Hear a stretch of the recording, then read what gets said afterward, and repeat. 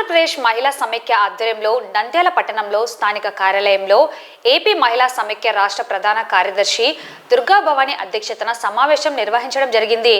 భారత రాజ్యాంగం కల్పించిన హక్కులలో ప్రధానమైన వాటిలో పేద నిరుపేదలకు ఇల్లు, తిండి, గుడ్డ అందించాల్సిన బాధ్యత ప్రభుత్వానిదని, అలాగే మద్యం పాలసీని అమలు చేయడం లేదని, విద్యుత్ ఛార్జీల భారాన్ని మోపి పేదల నడ్డి విరుస్తున్నారని విమర్శించారు. ప్రభుత్వం తమ డిమాండ్లను అమలు చేయకపోతే పెద్ద ఎత్తున ఆందోళన చేపడతామని ఆమె హెచ్చరించారు.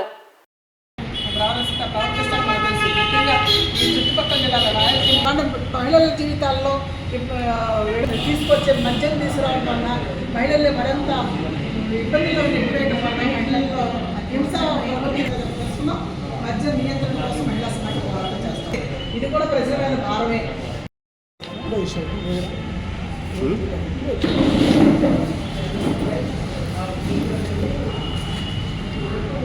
ఇవాళ 3 అంశాల మీద మహిళా సమాఖ్య ఆధ్వర్యంలో ఈ ప్రెస్ మీట్ ఏర్పాటు చేయడం జరిగింది. ముఖ్యంగా ఒకటి, ఏదైతే భారత రాజ్యాంగంలో రాసిన ప్రకారం తినటానికి ఇల్లు, తినటానికి తిండి, కట్టుకోవడానికి కూడా అందించాల్సిన బాధ్యత ప్రభుత్వానికి. అందులో ప్రధానమైంది వాళ్ళ ఇల్లు లేని నిరుపేదలు ఎవరైతే ఈ భారతదేశంలో ఉన్నారో వాళ్ళందరికీ ఇళ్ల సౌకర్యం కల్పించాల్సిన బాధ్యత ప్రభుత్వానికి అన్నప్పుడు ఇవాళ దాదాపు 160% మంది ప్రజలు ఇల్లు లేని నిరుపేదలు ఉన్నారు. వాళ్ళకి ఇల్లు కేటాయింపు విషయంలో ప్రభుత్వాలు జాప్యం చేస్తూ ఉన్నాయి.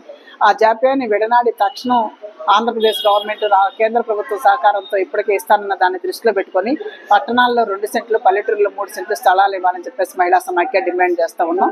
నిన్న క్యాబినెట్ సమావేశం ఏదైతే జరిగిందో దాని ప్రకారం వాళ్ళు ఇచ్చే 2,80,000 కాకుండా 5 లక్షల రూపాయలు కేటాయించాలని ప్రభుత్వం తక్షణం ఇచ్చే విధంగా దీన్ని ఎవరైతే లబ్ధిదారులు ఉన్నారో ఆ లబ్ధిదారులను గుర్తించి వారికి ఈ సదుపాయం వెంటనే కల్పించాలని మహిళా సమాఖ్య ఆధ్వర్యంలో పోరాటానికి సమాయత్తమవుతున్నాం.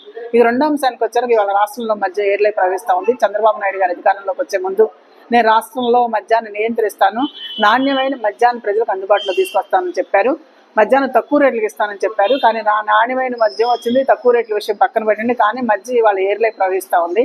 ఇవాళ ఈ రాష్ట్రంలో మద్యం పాలసీ వచ్చి దాదాపు ఇవాళ 97 రోజులు దాటిపోయింది.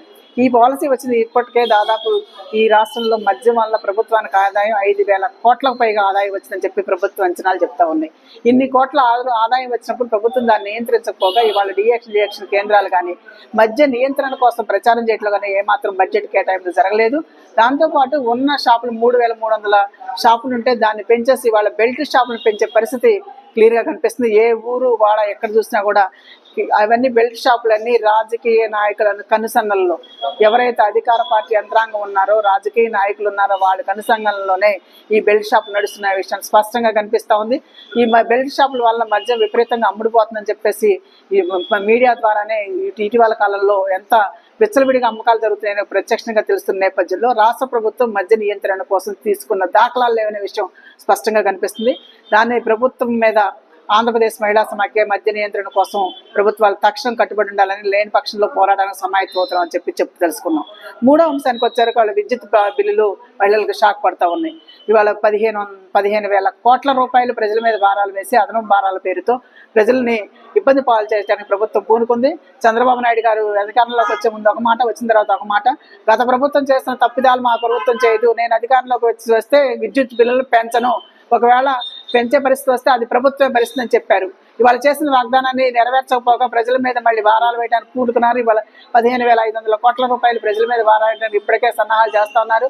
ప్రభుత్వం ఏదైతే చెప్పిందో దానికి చెప్పిన మాటకి తిలోదకాలు ఇచ్చిన పరిస్థితి కనిపిస్తూ ఉంది. దానివలన ఎప్పుడో 4 సంవత్సరాల నాటి బిల్లు ఇప్పుడు కట్టాలంటే ప్రజలకి చాలా ఇబ్బందిగా ఉంది. వాళ్ళ అద్దెదారులు ఉన్న ఇళ్లలో ఎప్పుడో ఎవరో కాల్చిన విద్యుత్ బిల్లులు మేము ఎందుకు చెల్లించాలనే ప్రజల వ్యతిరేకత అర్థమవుతుందని దృష్టిలో పెట్టుకుని తక్షణం ప్రభుత్వం విద్యుత్ బిల్లుల విషయంలో వాళ్ళ బిల్లులు తగ్గించాలని, అదనపు ఛార్జీలు ఏమన్నా ప్రభుత్వం భరించాలని చెప్పేసి ఆంధ్రప్రదేశ్ మహిళా సమాఖ్య మేము డిమాండ్ చేస్తూ ఉన్నాం. ఈ 3 విషయాల్లో కనుక ప్రభుత్వం సరైన నిర్ణయం తీసుకుపోతే ఆంధ్రప్రదేశ్ మహిళా సమాఖ్య పోరాటాలకు సమాయత్తం అవుతా ఉంది.